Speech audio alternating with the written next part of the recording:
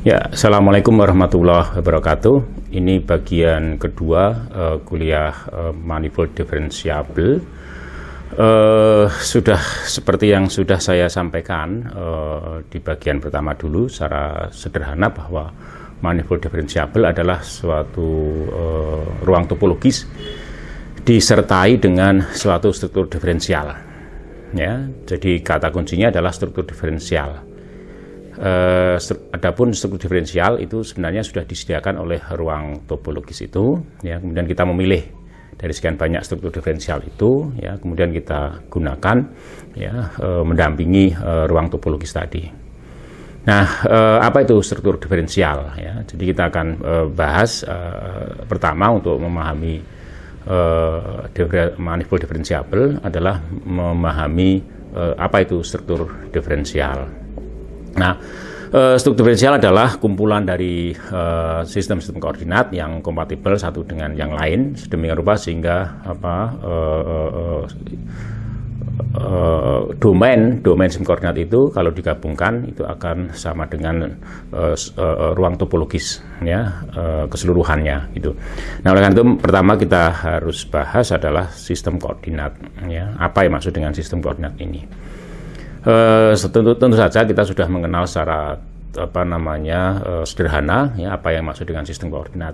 Nah, di bagian ini kita akan membicarakan sistem koordinat itu lebih detail, ya. Jadi apa itu sistem koordinat sesungguhnya akan kita bicarakan di bagian ini. Good. Saya mulai saja, ya. Jadi misalkan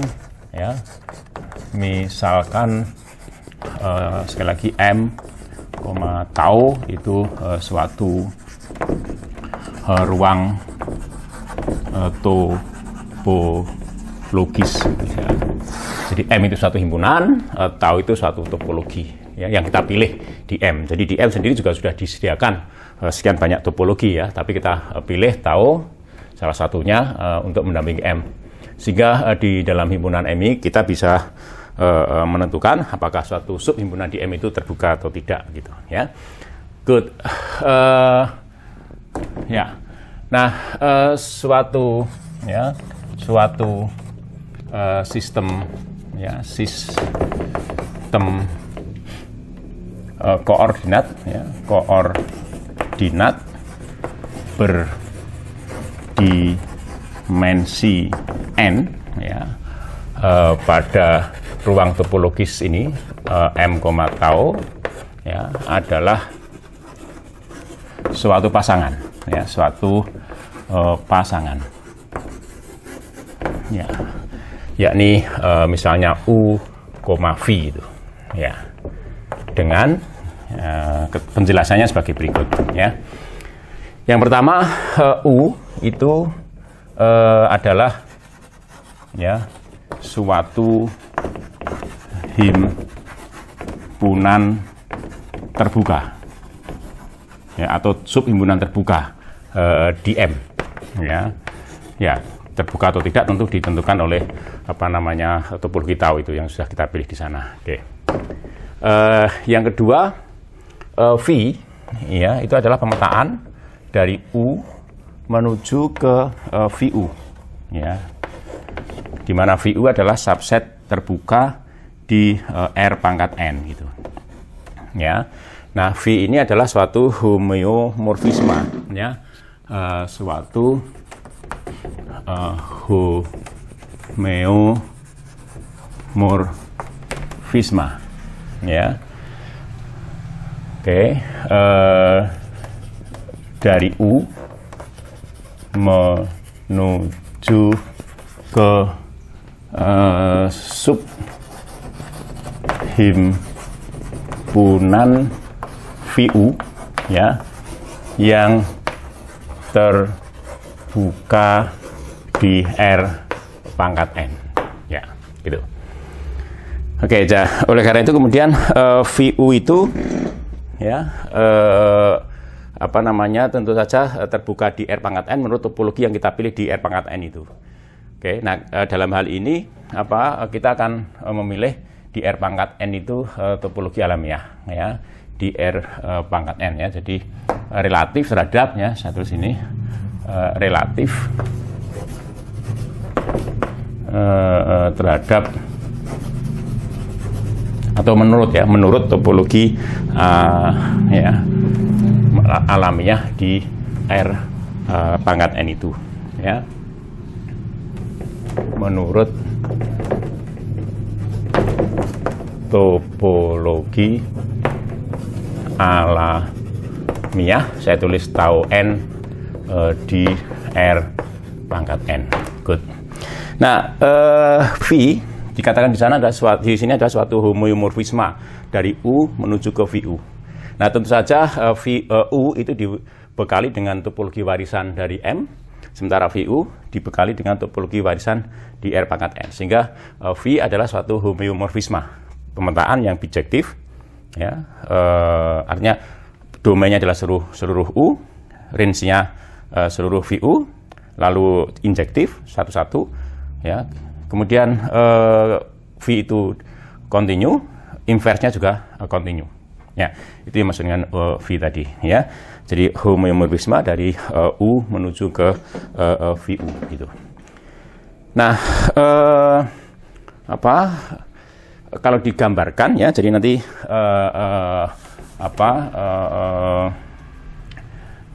jadi V itu adalah pemetaan ya, jadi dari U menuju ke VU, di mana setiap titik P ya, anggota U itu dipasangkan dengan VP gitu, dan VP adalah anggota dari VU itu.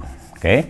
Nah, kemudian karena VU ya, karena VU itu subset di R pangkat N, subset terbuka, himpunan terbuka di R pangkat N, ya, maka ya terdapat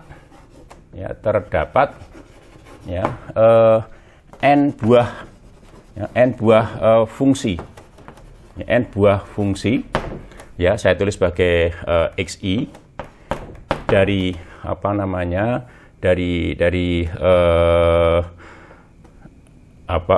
U menuju ke R pangkat 1 gitu, ya, dengan I itu adalah 1, 2 sampai dengan N gitu. Ya, sedemikian sehingga ya,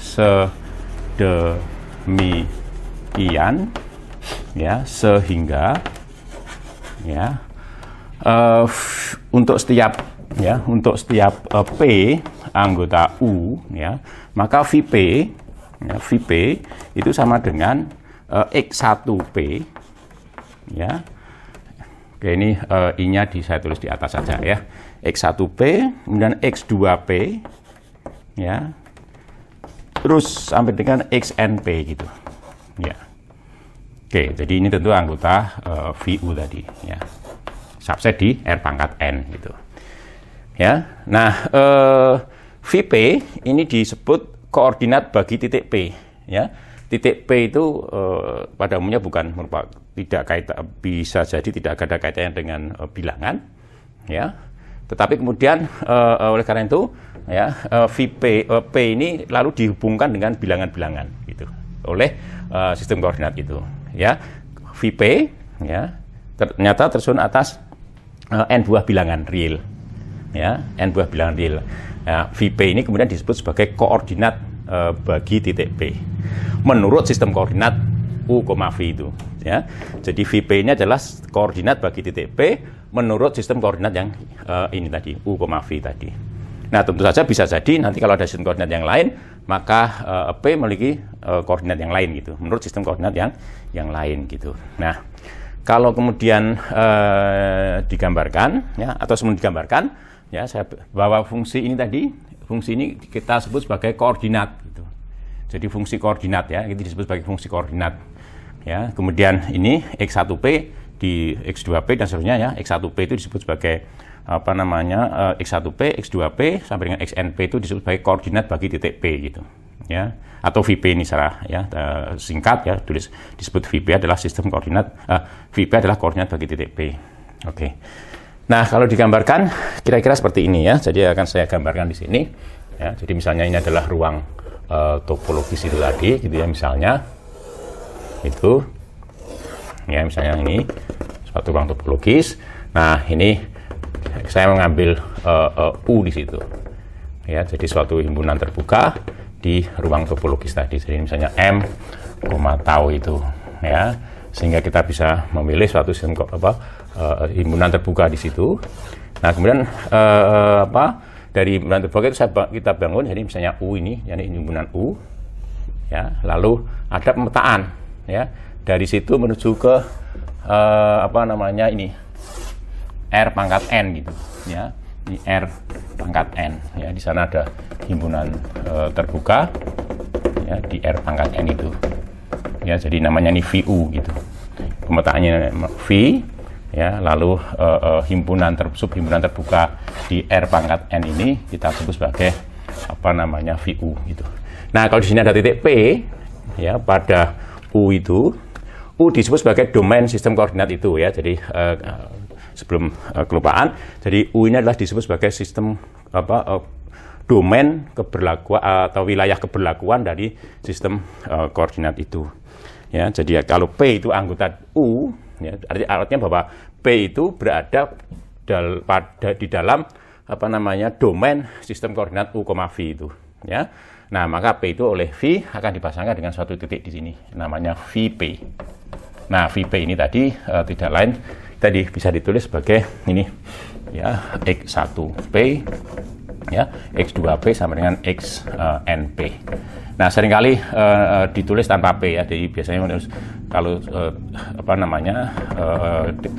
ya, ini bisa juga langsung ditulis seperti ini, ya. Jadi inilah koordinat bagi titik P. Jadi koordinat bagi titik P bukan titik P itu. Koordinat bagi titik P ada di R pangkat N. Itu mewakili titik P yang ada di U itu tadi, gitu. Ya, saya rasa jelas, ya. Jadi ini yang dimaksud dengan sistem koordinat berdimensi N. Kenapa disebut berdimensi N? Karena homeomorfisme yang kita temukan, yakni V, itu membawa U ke VU yang ada di R pangkat N. Jadi N ini merupakan karakteristik dari ruang topologis itu, ya. Bisa beda ruang topologis, maka bisa tentu saja beda N-nya itu, ya. Jadi N itu disebut sebagai dimensi dari sistem koordinat ini tadi. Oke, jadi itu saya rasa terkait dengan suatu sistem koordinatnya. Kemudian saya akan coba membahas contoh-contoh, ya, biar lebih jelas gitu, ya. Nah, tapi sebenarnya kita sudah membicarakan beberapa contoh, ya, terkait dengan sistem koordinat itu. Kalau Anda melihat kembali bagian terakhir, ya, bagian kelima, ya. Jadi bagian kelima dari kuliah topologi. Nah, di sana kita bahas homeomorfisme, ya, dari suatu subhimpunan terbuka dari suatu ruang topologis, ya, menuju R pangkat N dengan N bervariasi gitu. Nah, itu contoh-contoh dari sistem koordinat. Nah, saya nanti akan mengulang sedikit di sini, ya, secukupnya gitu. Good. Nah, sebagai contoh, ya, saya akan pertama meninjau himpunan yang beranggotakan semua bilangan real, ya, himpunan yang beranggotakan semua bilangan real disertai dengan topologi alamiahnya, ya. Saya tahu N gitu, ya. Ini saya akan tinjau itu. Jadi dalam hal ini ruang topologis yang kita tinjau itu adalah R ini tadi, R, tau itu, himpunan semua bilangan real disertai dengan topologi alamiah gitu, ya. Oke, nah, contoh pertama, ya, saya pilih ini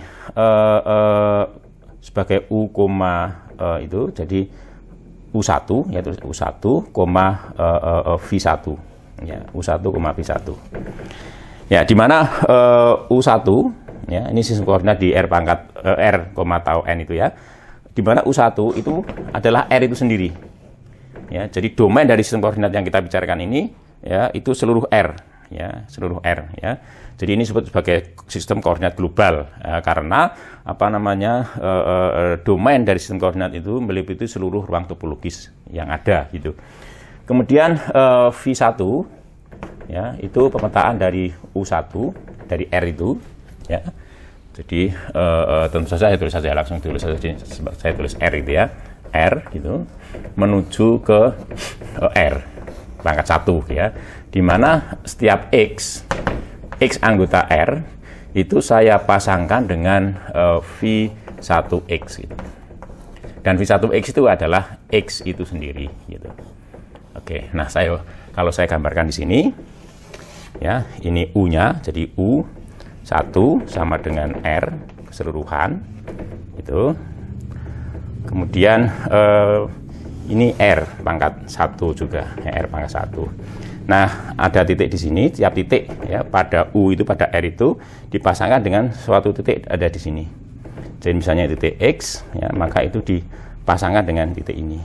Dan titik ini adalah oleh V1 ya, dalam hal ini oleh V1 dipasangkan dengan titik X ini. Oke. Jadi X ini adalah koordinat bagi titik X itu. Nah, harus dibedakan antara X yang di atas dengan X yang di bawah. Oke. Jadi X yang di bawah ini adalah V1X gitu. Ya, sama dengan X itu. Jadi V1X itu sama dengan X. Ya. Jadi X ini adalah koordinat bagi titik X itu.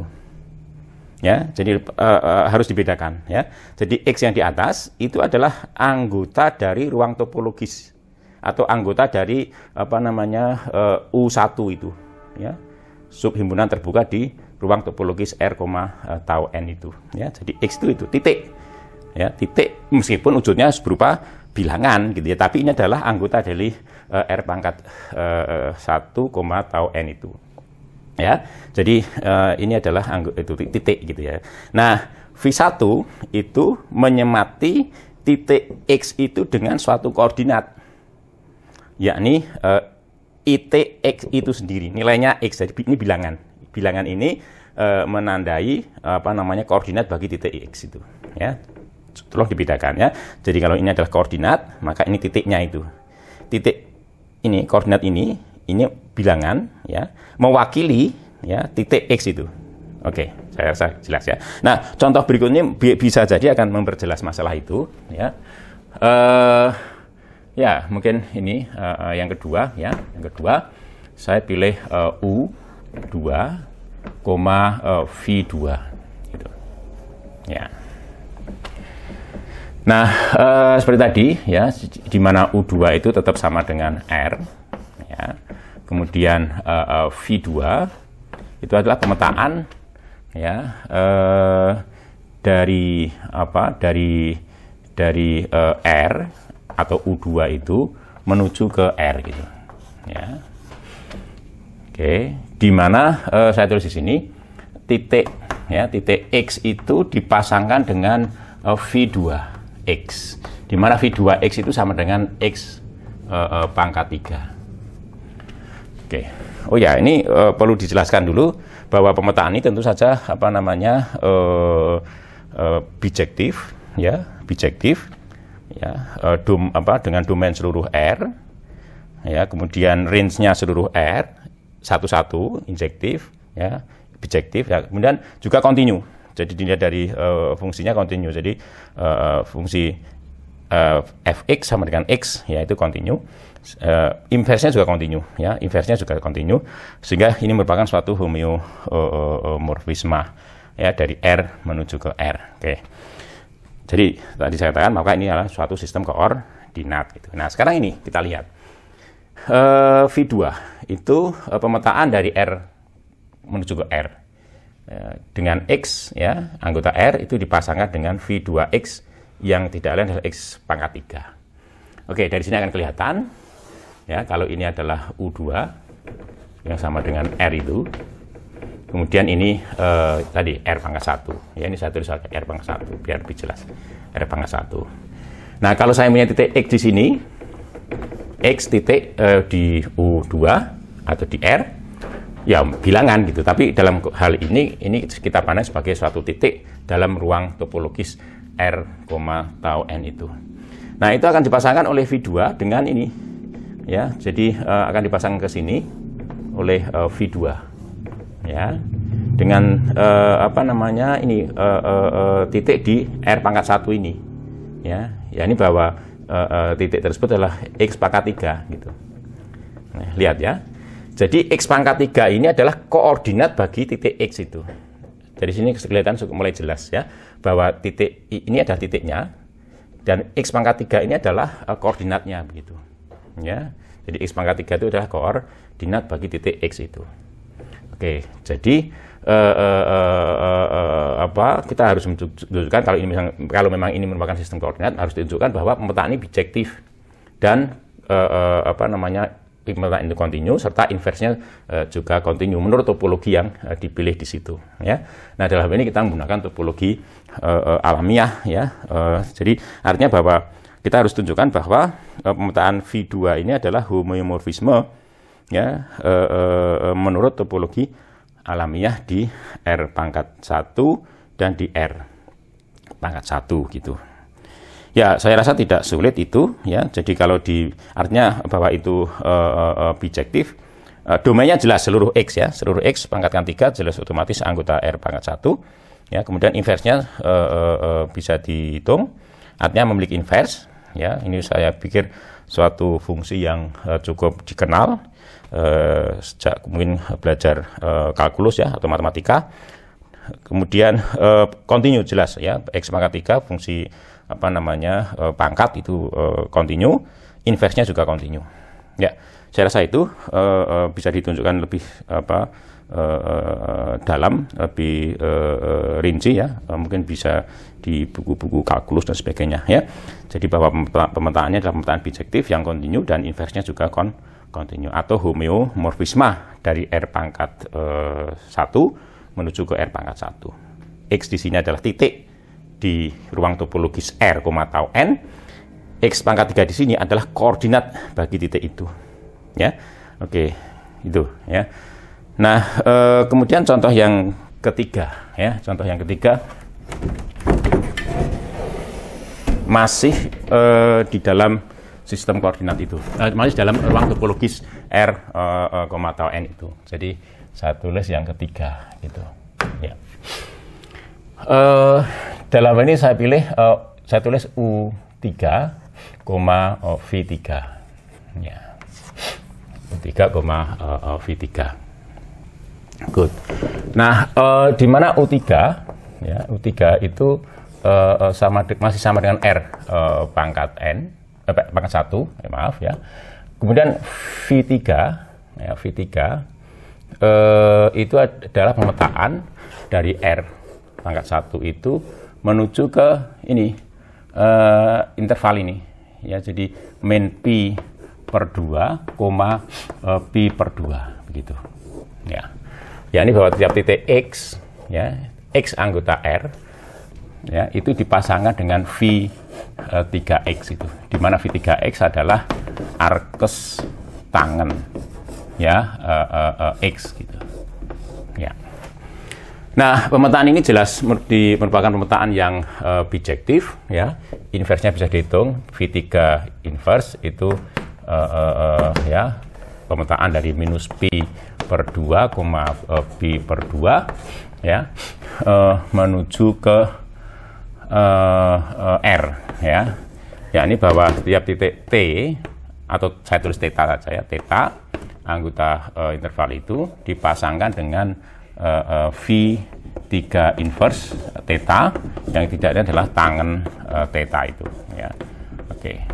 Nah, bisa dicek ya, di wilayah ini tangen itu adalah fungsi yang kontinu ya. Juga di wilayah ini arkes tangen juga merupakan fungsi yang kontinu ya. Jadi oleh karena itu V3 ini adalah pemetaan ya bijektif dari R menuju ke minus pi per 2, pi per 2 ya. Dan itu merupakan suatu homeomorfisme. Jadi oleh karena itu U3 V3 ini adalah sistem koordinat bagi R, tau n tadi berdimensi 1 ya, berdimensi 1. Jadi lupa. Jadi semua sistem koordinat yang sudah kita bicarakan itu adalah sistem koordinat berdimensi 1 dalam ruang R, tau n ini, dalam ruang topologis R, tau n. Oke, nah kalau ini digambarkan, ya, digambarkan. Jadi ini sebagai apa namanya U, ya U, ya U3 gitu ya. Dan kebetulan U3 itu sama dengan R juga, gitu keseluruhannya. Oke, kemudian ini kita pilih jadi minus pi per 2 sampai dengan pi per 2 misalnya, ya. Sehingga nanti setiap titik di sini X misalnya, X itu titik anggota ruang topologis R, tau n itu, lalu dipasangkan dengan suatu titik di sini, ya. Jadi titik di sini, ya, misalnya ini saya tulis sebagai dalam kurung arcus, ya, tangen X gitu, ya. Dan arcus tangen X ini dipasangkan oleh V3, ya, dengan X itu. Jadi ini adalah koordinat bagi titik X itu. Oke. Nah, ini yang tidak salah adalah V3 X itu. Ya. Oke, jadi ini koordinat yang lain, ya. Jadi titik-titik di R pangkat 1 itu di ruang topologis itu diberi disemati koordinat yang namanya V3 X gitu. Yang tidak lain adalah arcus tangen X itu. Nah, itu contoh yang ketiga. Sistem koordinat berdimensi 1, ya, pada apa namanya ruang topologis R, tau n gitu. Nah, contoh yang berikutnya, ya, ruang topologisnya saya ubah. Jadi ruang topologisnya adalah S1 lingkaran, ya, dengan topologi alamiah yang diwarisi dari R pangkat 2 gitu, ya. Oke, yang pertama akan saya tinjau sistem koordinat ini. Jadi apa namanya, sebagai yang pertama di dalam ruang topologis ini itu saya tulis U1 juga. Oke, pakai sebentar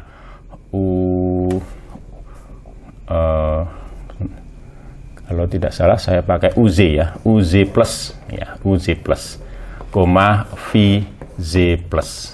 Oke, itu. Nah, apa itu UZ plus? Ya, mungkin bisa dilihat lagi di kuliah topologi bagian 5, ya.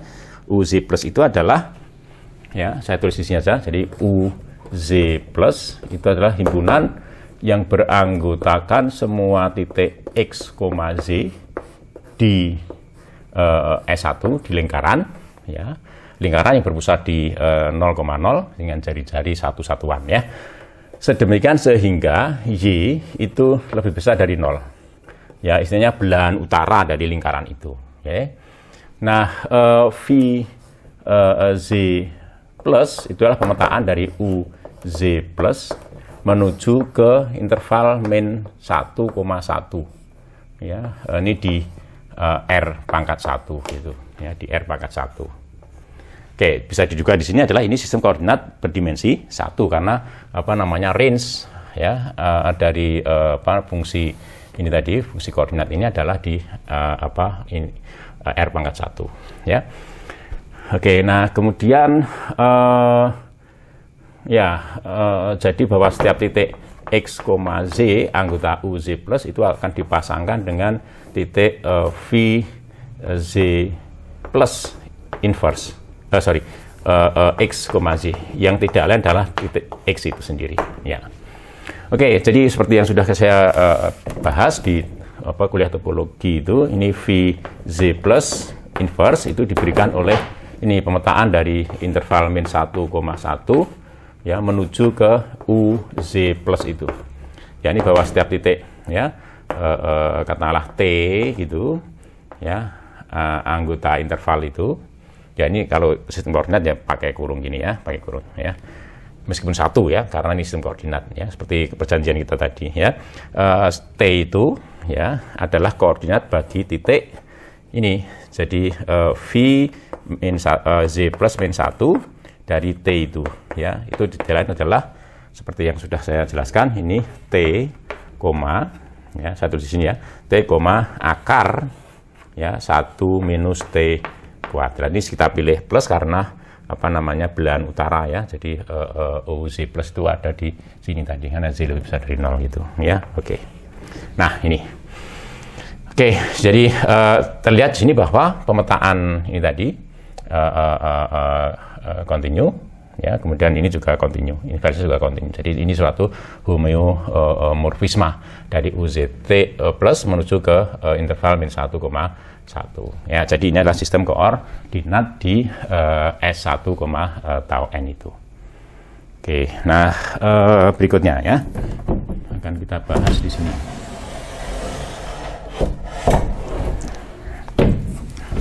Masih di lingkaran dengan topologi alamiah yang diwarisi dari bidang XZ. Jadi ini yang kedua. Oke, saya akan tuliskan S ya, U ya, SU itu adalah himpunan ini yang beranggotakan semua, langsung aja ya. Jadi ini adalah S1 ya, ini S1, saya pakai S1 juga. S1 dikurangi himpunan semua lingkaran dikurangi dengan titik ini 0,1 ya, kutub utara gitu ya, kutub utara. Good itu. Kemudian sebagai ini VU ya, itu adalah pemetaan ya dari S1U itu ya menuju ke R gitu. Ya, jadi koordinatnya adalah S1U, VU ya, maaf ya, ini harusnya kemudian kita susun ini sebagai koordinat SU dengan domainnya SU, lalu pemetaannya adalah ini VU itu ya, di mana VU adalah pemetaan ya dari S1U menuju ke R ya, ini setiap titik X, Z ya, anggota S1U itu dipasangkan dengan titik VU ya, VU X, Z ya, yang dihitung sebagai 2 kali X ya dibagi dengan 1 minus Y gitu ya, 2 kali X dibagi dengan 1 minus Y. Nah ini dulu kalau tidak salah ya, kita bisa lihat ya, ini lingkaran gitu ya, lingkaran ya, kemudian ini titik yang dibuang itu ya, jadi domainnya adalah ini sampai di sini, seluruh lingkaran S1 itu kecuali itu tadi saya tulis S1U jadi itu ya.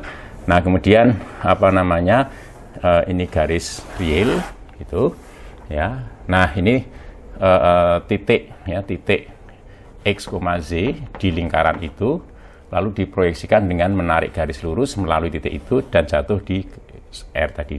Di sini telah di set ya, X aksen atau T aksen tadi ya, X aksen yang kita sudah X aksen itu sama dengan 0.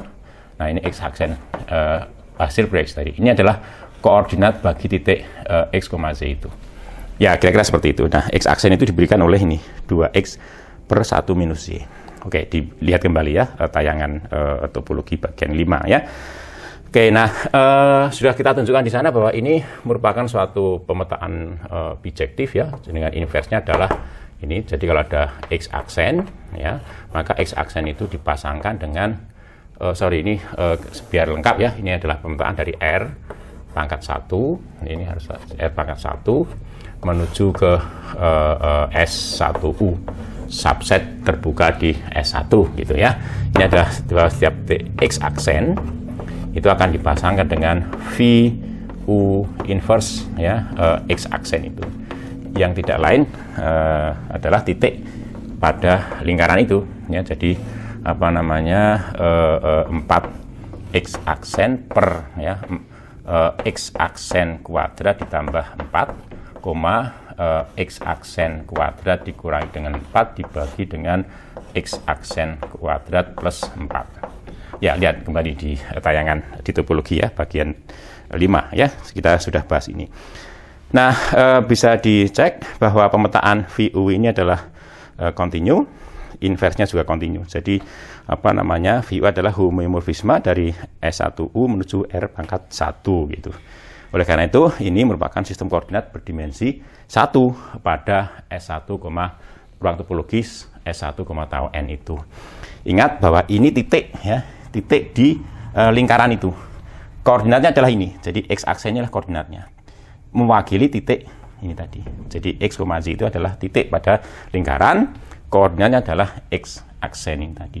Ya memang betul titik X aksen X, Z itu adalah X, Z sendiri bisa dipandang sebagai koordinat. Tapi sekali lagi bahwa di dalam konteks ini X, Z ya, itu merupakan titik ya, pada lingkaran itu ya, dan koordinatnya adalah X aksen itu yang ditentukan dengan ini tadi VU tadi. Oke, jadi itu sistem koordinat pada lingkaran. Masih ada lagi banyak ya sebenarnya sistem koordinat pada lingkaran dan sebagainya. Jadi nah kemudian berikutnya yang contoh berikutnya ya, saya akan menggunakan ini contoh ya,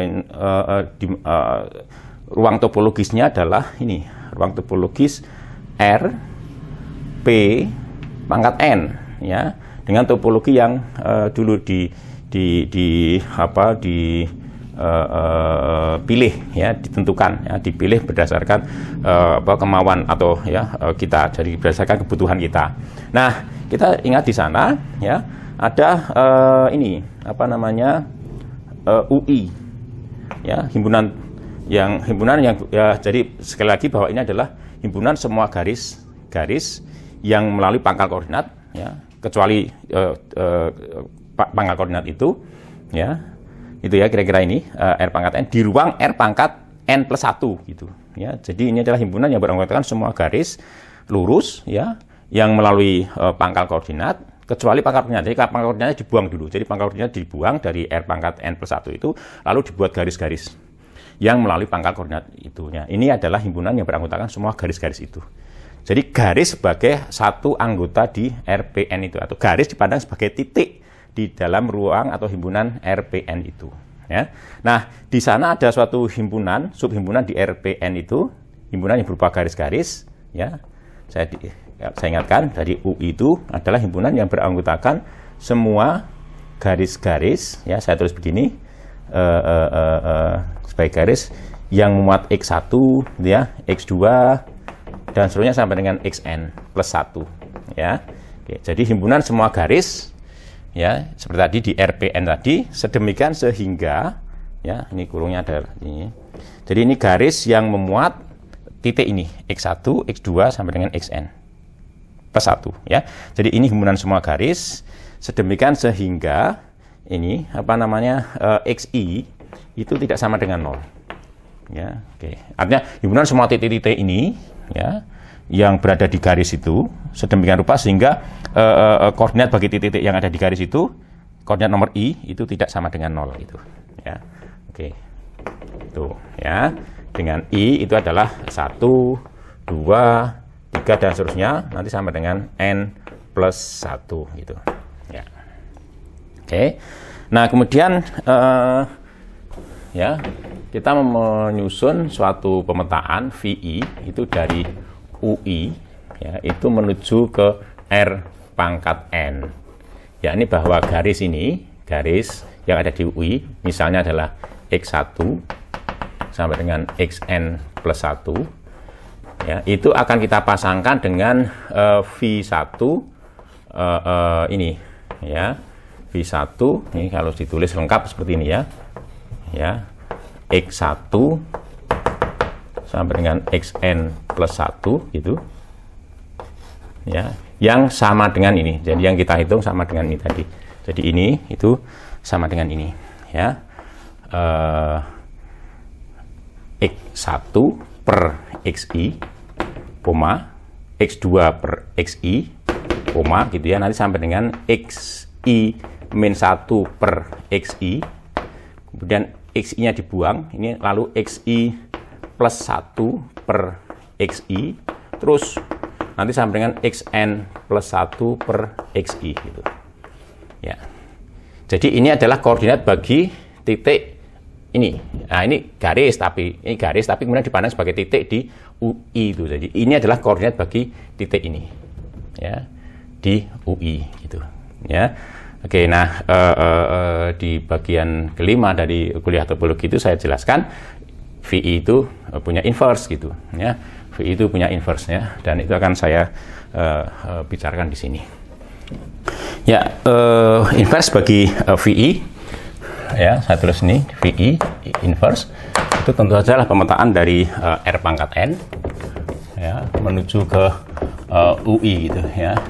Ya, ini bahwa titik misalnya Z1, Z2 sampai dengan Zn ya, itu dipasangkan dengan VI inverse Z1 sampai dengan Zn ya. Dan ini tidak lain ya, saya tulis di sini itu ini ya. Jadi A Y1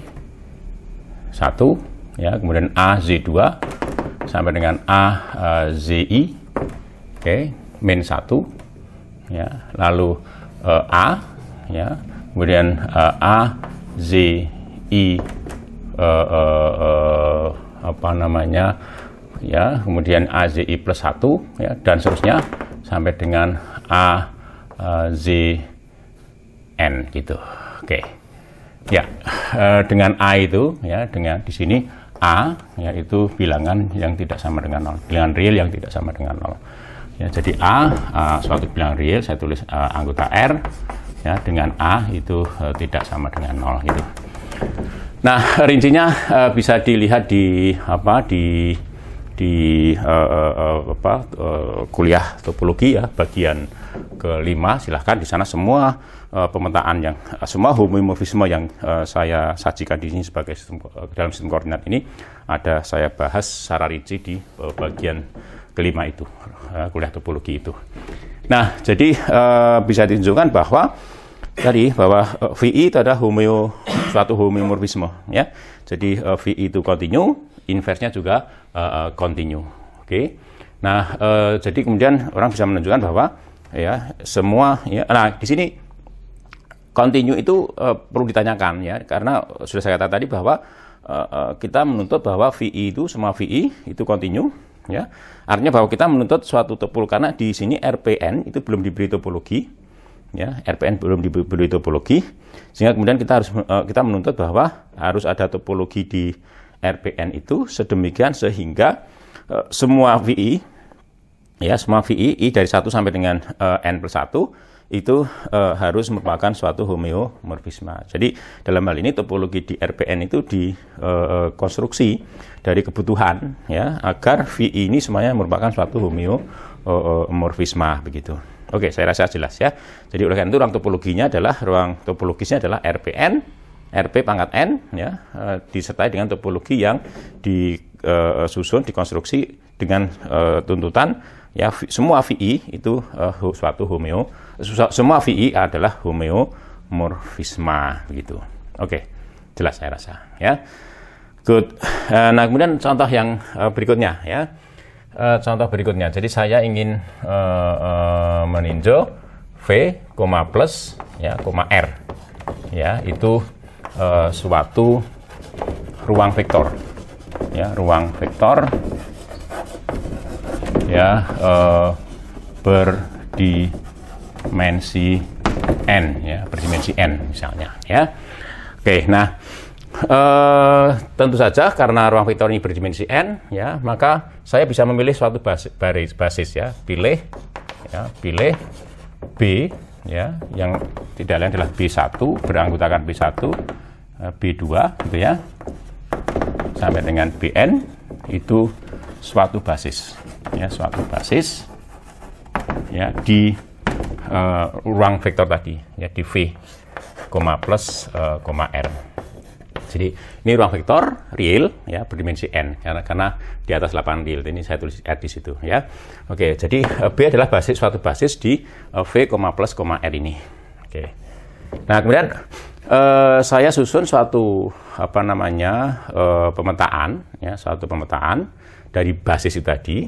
Ya, ini bahwa saya tulis sebagai apa namanya pemetaan itu ya, itu sebagai sebentar, mungkin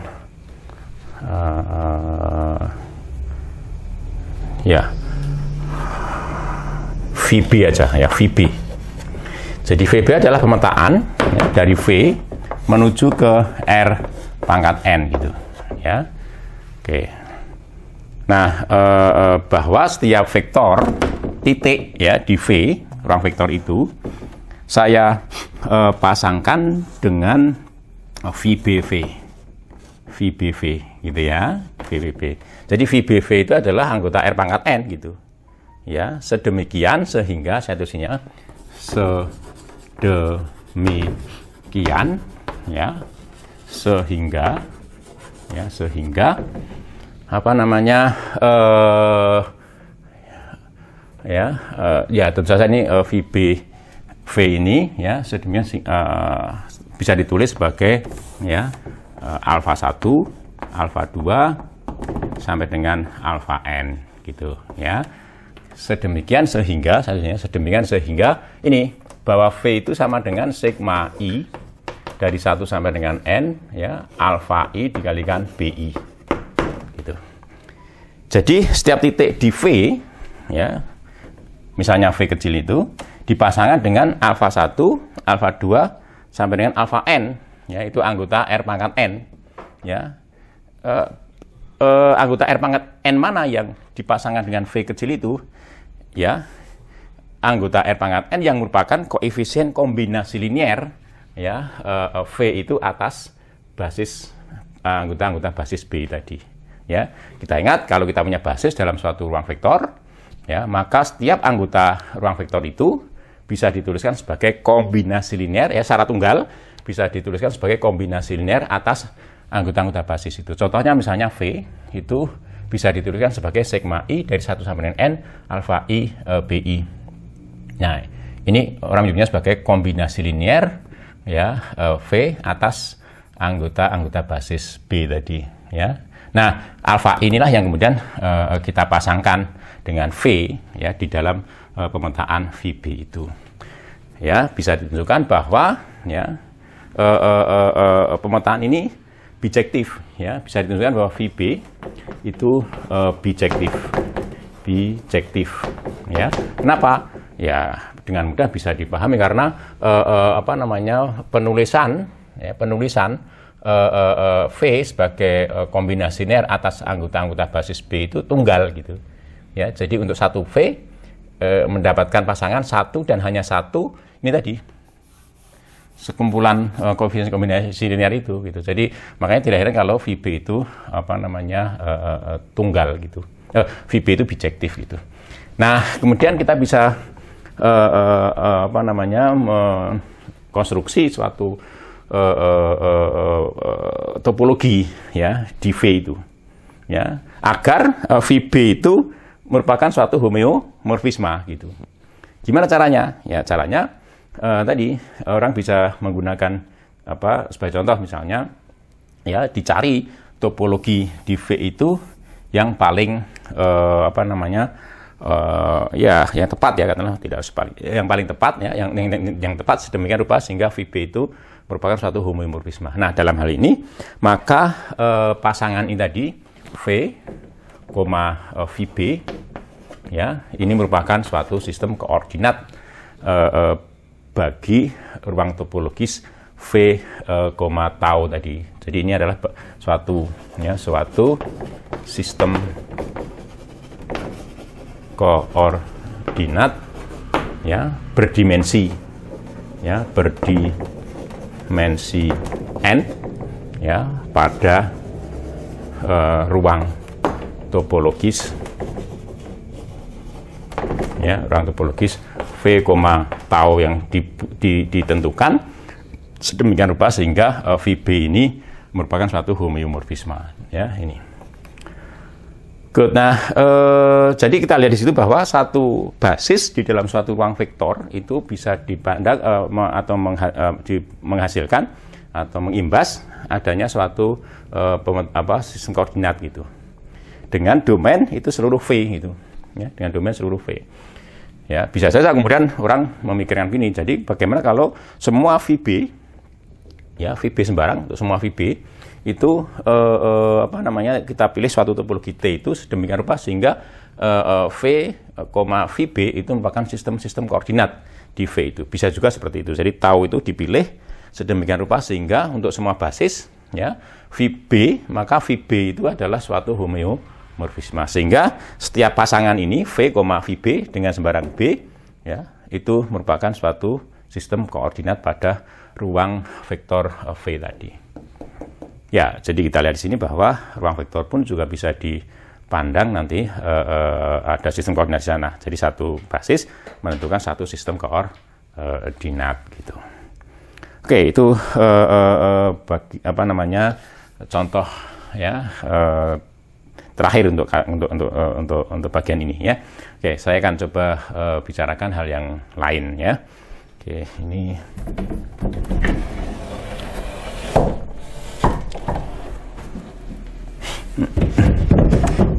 ya. Good. Ya, kompatibilitas ya. Kompatibilitas dua sistem koordinat.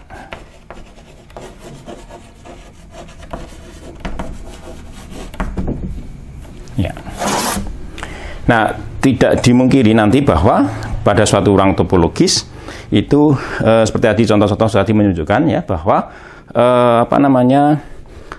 terdapat lebih dari satu sistem koordinat itu. Ya memang begitu nanti harapannya memang dalam suatu ruang topologis kita memiliki sekian banyak sistem koordinat sehingga domain dari sistem koordinat itu mengcover ya kalau digabungkan akhirnya dihasilkan menutup seluruh ruang topologis itu. Harapannya seperti itu. Nah, tetapi tentu saja kita tidak akan menggunakan suatu dua sistem koordinat yang tidak kompatibel gitu.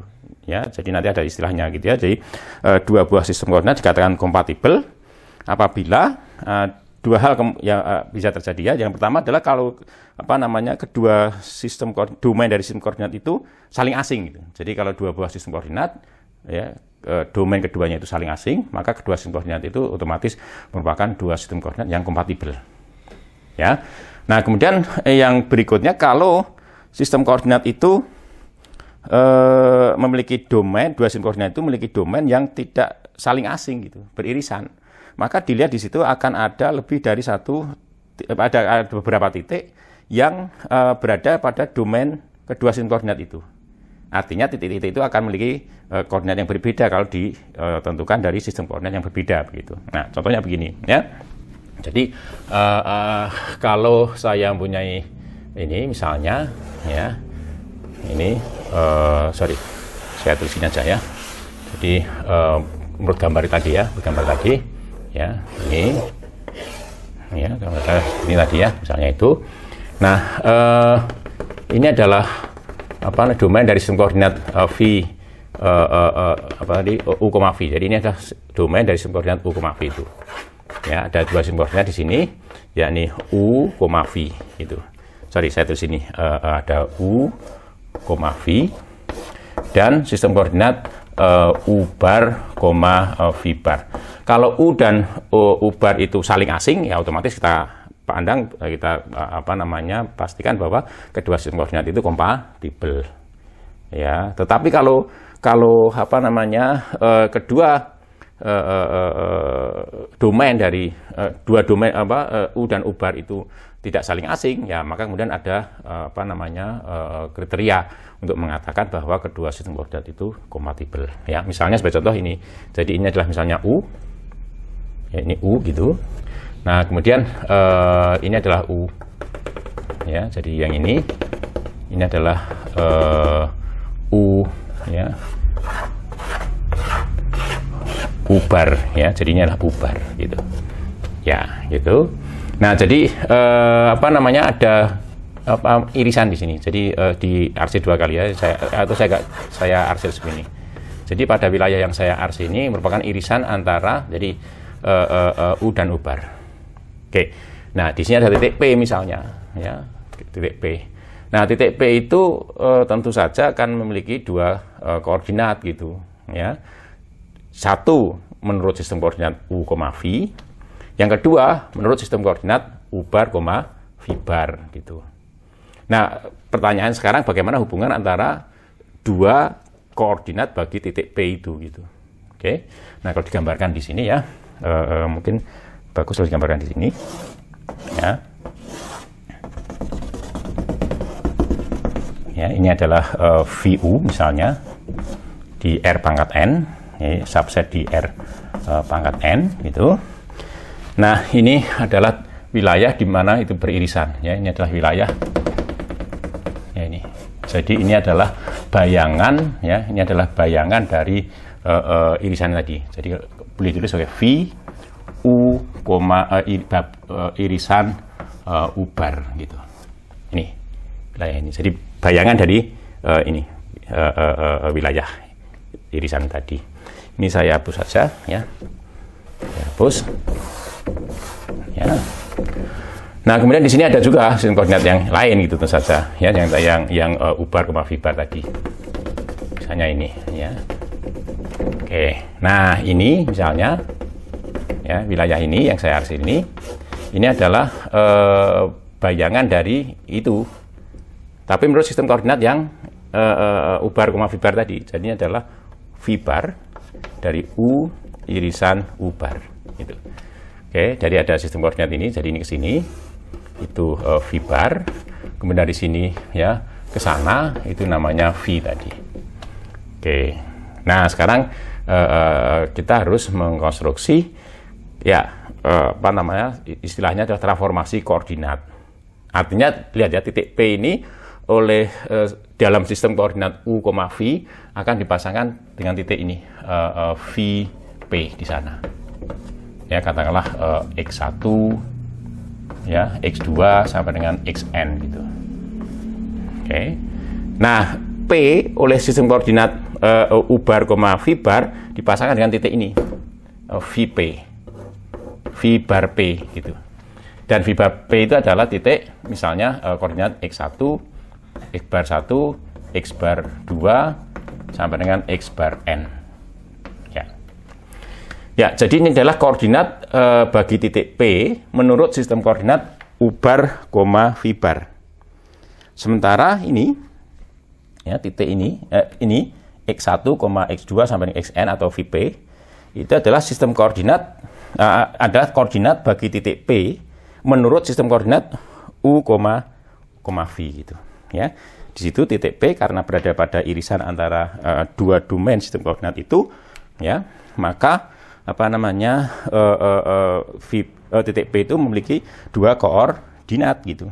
Atau mungkin ada sistem koordinat yang lain yang juga memuat titik P itu yang beririsan dengan U dan U bar, maka titik P itu juga akan memiliki sistem memiliki koordinat yang lain, yang ketiga gitu, dan seterusnya. Ya, bisa jadi titik P itu apa namanya memang berada di lebih dari satu apa namanya sistem domain dari suatu sistem koordinat.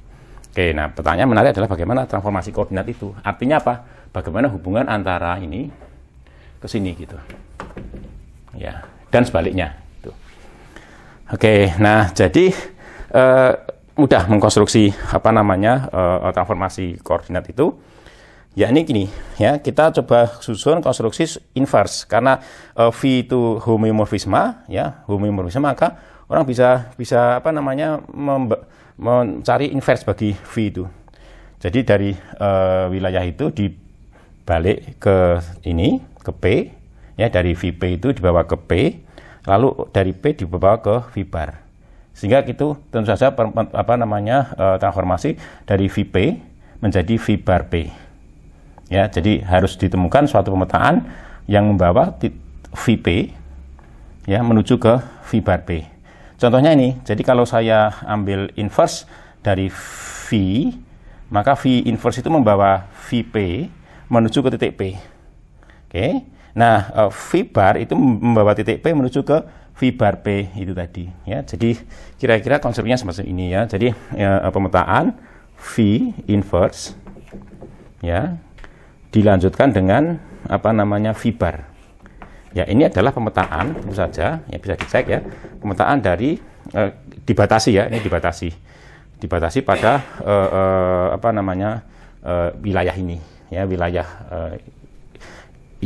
image dari bayangan, image dari irisan itu. Oke, jadi tidaknya adalah V, ya, U irisan U bar dibawa menuju ke V bar U irisan U bar. Nah, itu. Jadi kalau ini ada titik VP, ya, kita bisa cek titik VP, ya. maka ini akan dibawa menuju ke itu tadi, ya, V bar, ya, V inverse, ya, V inverse. Ini saya tulis gini ya, itu, ya. Oke, nah ini ditulis VP gitu, ya, VP, ya. Nah, tentu saja ini kalau ditulis mestinya sama dengan V bar, gitu. Terus dalam kurung, ya, V inverse, ya, dalam kurung V dalam kurung P gitu, ya, tinggal hitung, ya, ya. Oke, nah ini tentu saja V bar P jadinya. Kenapa? Karena V inverse dan V itu identitas, ya, V bar P. Nah, kalau VP itu ditulis, ya, tadi misalnya X1, ya, X2, gitu ya, sampai dengan XN, ya, maka lihat ya bahwa V bar P tentu ini akan sama dengan apa? X bar 1, X bar 2, ya, terus sampai dengan X bar N gitu.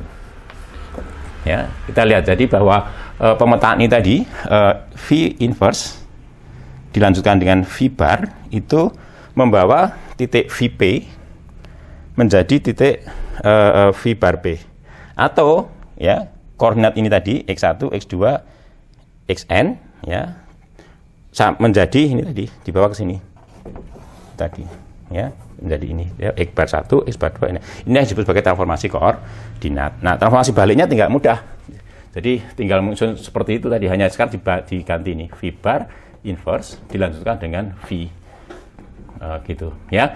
Ini tentu saja pemetaan dari V bar U irisan U bar menuju ke V U irisan U bar gitu, ya. Nah, ini nanti setiap titik V bar P dibawa menuju ke titik ini tadi V P gitu. Ya, ini bawa titik X bar 1 saya berikan X bar N itu dibawa menuju ke titik X1, X2 sampai dengan Xn. Nah, ini transformasi baliknya. Ya, lihat di situ bahwa kalau kita mempunyai dua buah sistem koordinat dengan apa domainnya keduanya itu beririsan, tidak saling asing, ya, maka kemudian kita bisa mengkonstruksi transformasi koordinat, ya, dari satu sistem koordinat ke sistem koordinat yang lain dan sebaliknya begitu. Oke, nah itu tentu hanya berkenaan dengan titik-titik atau wilayah irisan antara kedua sistem domain sistem koordinat itu.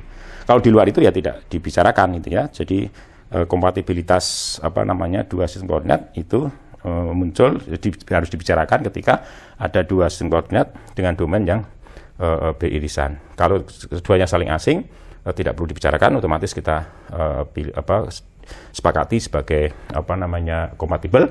Tapi kalau domain dari kedua sistem koordinat itu beririsan, maka kita harus bicarakan dengan cara transformasi koordinat ini. Jadi bahwa dua sistem koordinat itu kompatibel itu apabila ini kedua pemetaan ini, ya, kedua transformasi dan koordinat, ya, dan inversnya ini kedua-duanya harus diferensiabel, ya. Jadi biasanya ada klasifikasi kompatibilitas, ya, itu ditentukan dari seberapa jauh, ya, transformasi koordinat dan inversnya itu bisa diturunkan gitu, ya, diambil derivatifnya gitu, ya, diferensial derivatifnya, turunannya, ya, sehingga kemudian kalau disyaratkan, ya, misalnya biasanya ditulis sebagai CR gitu, ya, jadi kompatibel CR, atau saya tulis saja, ya, saya tulis saja di sini, ya, ya.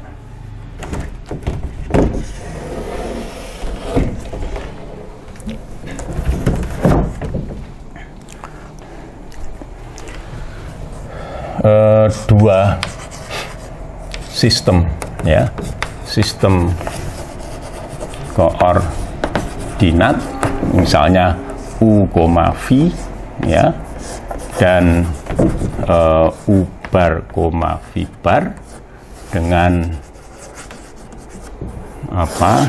dengan U irisan U bar tidak sama dengan kosong atau tidak saling asing, ya, dikatakan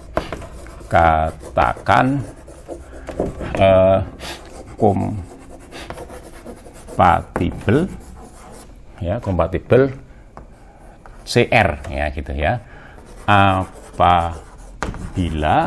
apabila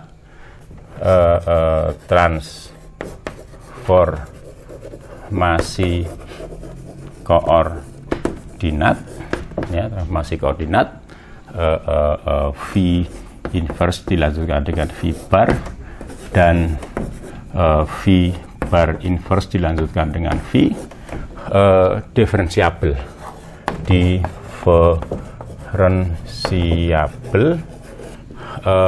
CR, ya.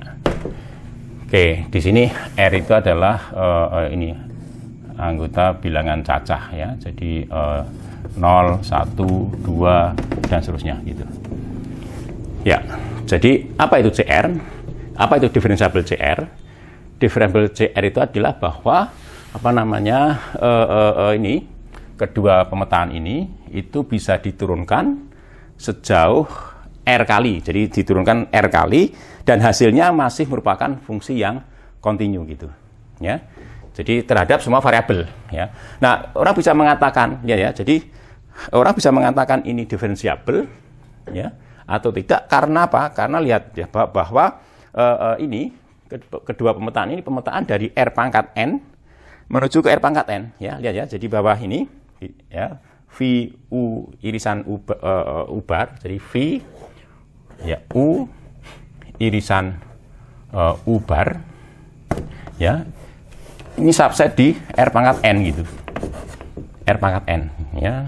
Sehingga sebenarnya pemetaan ini tadi baik kedua-duanya itu, jadi ya ini bisa sebagai contoh, ya, ini adalah pemetaan ini tadi dari R pangkat N menuju ke R pangkat N gitu, dengan domain ini dan range-nya juga ini gitu, ya, lihat ya, jadi domainnya ini, range-nya itu, jadi V bar, ya, range-nya di sana, ya.